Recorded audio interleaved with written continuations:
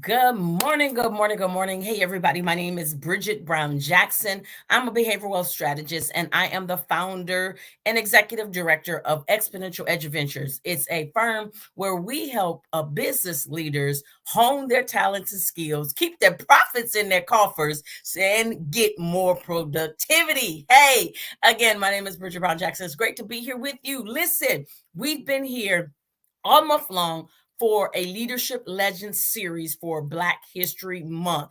And we are so happy and so excited to be bringing you some amazing, amazing people that we've been talking about again for all month long. This is day number 20. And listen, you are in for a treat. Listen, here we are. We are about to learn about none other than Frederick Douglass. Listen, many of you might know about Frederick Douglass because he's one that has been taught in schools and everything. But here's a couple things that I want to share with you that you might not know or again expound upon his leadership. All right. So that's what we're going to be talking about today. Again, my name is Bridget Brown Jackson. I'm a behavioral wealth strategist, and I love to teach people about leadership behavior and how it can increase your wealth. Now, we're not always talking about money wealth, but in this instance, it is. It can increase your profits within your organization when you learn from the legends and the leadership of other people. So we're going to talk about again today,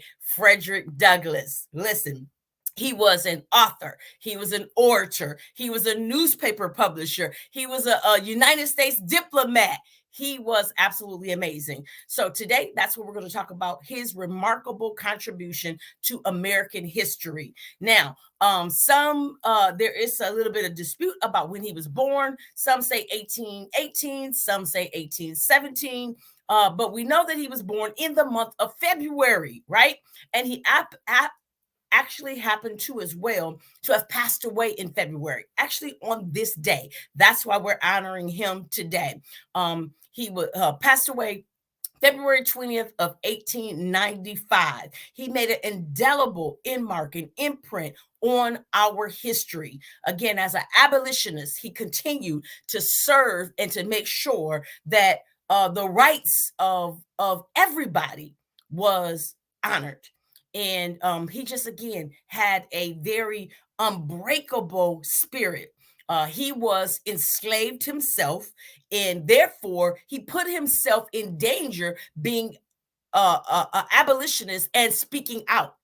But he didn't care. He did not care at all. He wanted to make sure that the cruelty of the institution of slavery was recognized, was put on blast, if you will, as we say in today's vernacular. So through his eloquent speeches and his impassionate writings, we were able to see a lot of things. And one of the writings that he is infamous for is the narrative of the life of Frederick Douglass, an American slave, right? Where he shed light on all of the real realities of what was happening. And so if you're new to listening to this, we normally take about 5, it's been upwards of 8 minutes to go into these little leadership legends segments. And so we always want to talk about the emotional intelligence of leaders as well, because our IQ can be very important. But if we don't establish that emotional intelligence, we really cannot truly be as successful as we can be. And so if we want to think about him being emotionally sound, despite what he faced, the immense adversity that he had to go through. Remember, the time, the battle he lived and what was going on. It was a constant fight for freedom and equality. And so he showed courageous conviction. Listen, as a leader, we got to be courageous. And he showed us that. He was very unwavering in his commitment. As I said, his very existence and being sometimes could have brought him harm and even death, but he did not care. He was transformative in what he did, and he stood for that. He stood upon what was right, okay? And he also had a commitment to lifelong learning.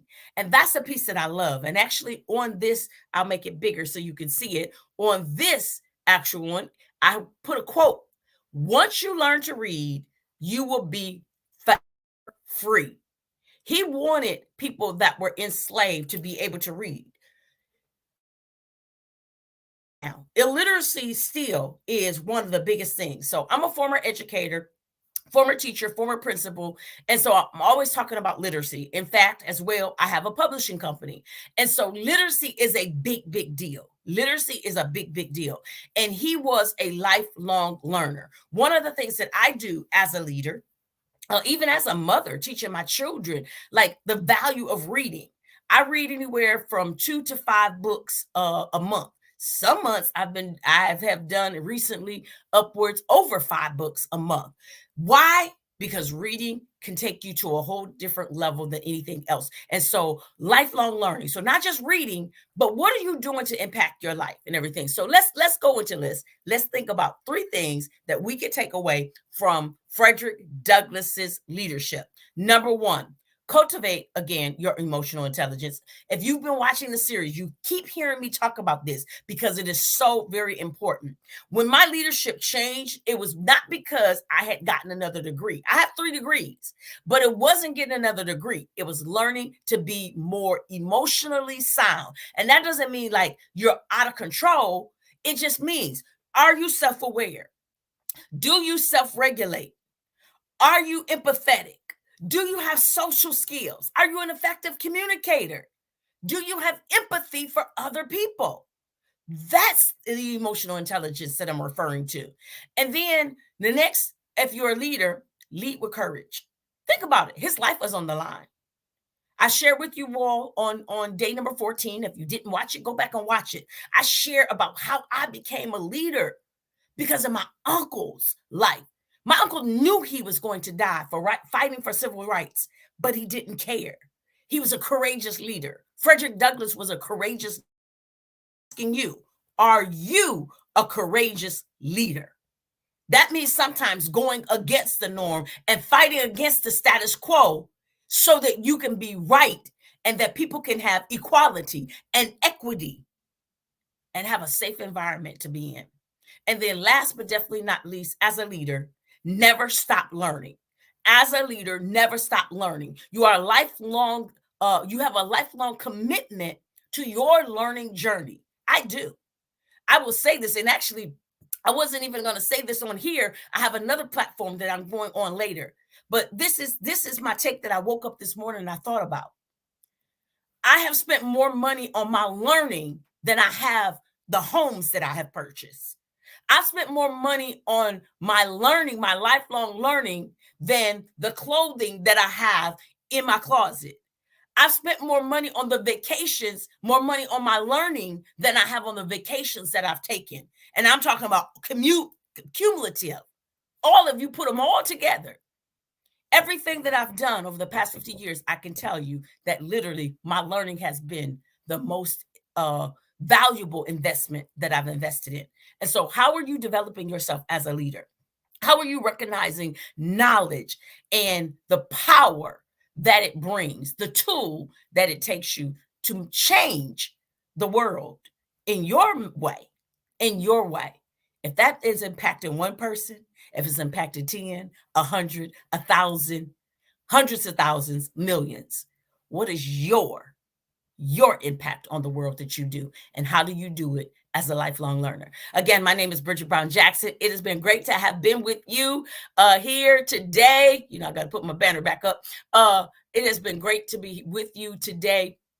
So very, very much. Again, we're in LinkedIn Live. We have been here for 20 days now. Please join us tomorrow, same time, same place for this. Again, my name is Bridget Brown Jackson. I'm a behavioral strategist, and right up there, I am the founder of Exponential Edge Ventures. Great to be with you today.